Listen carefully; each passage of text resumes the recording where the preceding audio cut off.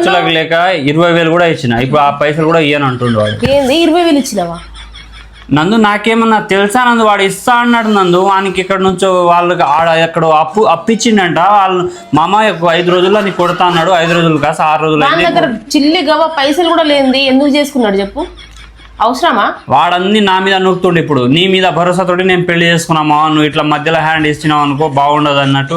నువ్వు డబ్బులు ఇస్తే నేను ఇప్పుడు బయటకు వెళ్తా, లేదంటే ఇద్దరం చేస్తామని చెప్తారు. ఇంకేం చేయాలి చెప్పు? వాళ్ళ బాధ చూడలేక. ఇప్పుడు వాళ్ళ అమ్మ నాన్న మన ఇంటి ముందు చెప్పు పట్టుకొని వస్తారు, కొట్టించుకుంటావా? మరి నువ్వు చెప్పుతోటి చెప్పు.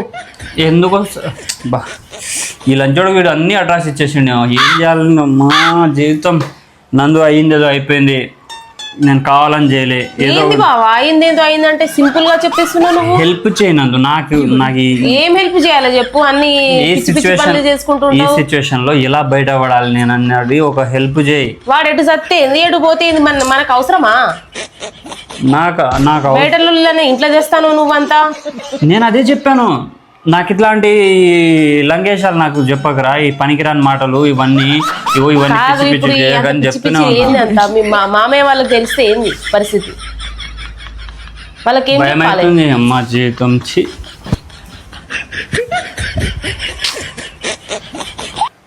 ఇప్పుడు ఏం చేద్దాం చెప్పు మరి? వాళ్ళు ఒకటే ఫోన్ లో చేస్తారు. కానిస్టేబుల్ వాడు కాదు, నువ్వు నాకు ఒక్క మాట అన్న చెప్పినావా? ఆ కానిస్టేబుల్ సార్ కూడా ఫోన్ చేస్తుండు, నీ నెంబరే ఉందయ్యా నువ్వు పిఎస్కి రా అని చెప్పి అంటుండు. నాకేమో ఏమ్మా ఫ్యామిలీలో ఎప్పుడన్నా పిఎస్ ముఖం చూసినామా బావా? ఇప్పుడు పిఎస్కి వెళ్తావా నువ్వు? నేను పోతే అంట వాళ్ళు దొరుకుతారంట. ఇప్పుడు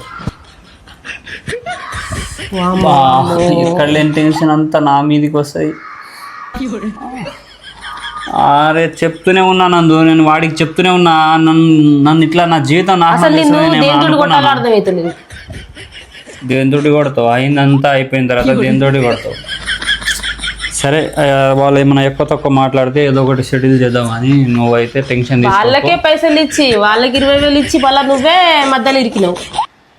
ఇట్లా అయితే నేను అనుకుంటాను అన్నందు. ఎందుకు ఇట్లా ఏమైతుందో నీకు తెలియదా? నువ్వు నాకు సపోర్ట్ చేయాలి. నువ్వు ఎంతసేపు నేను 10 రోజులు మా ఇంటికి పోయినా చేసినాక ఏమన్నా అడిగినావా?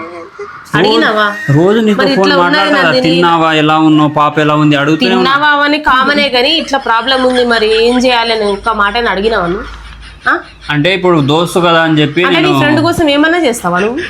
ఇప్పుడు ఫ్రెండ్ ఆపదలో ఉన్నప్పుడు ఆదుకోవాలి కదా. ఇప్పుడు ప్రాబ్లం లో ఉన్నప్పుడు మనం అది కూడా చూసుకోకపోతే దానికి ఒక వాల్యూ ఏముంటుంది చెప్పు? ఫ్రెండ్కి ఇచ్చే వాల్యూ ఏమి ఇస్తున్నా నేను మరి?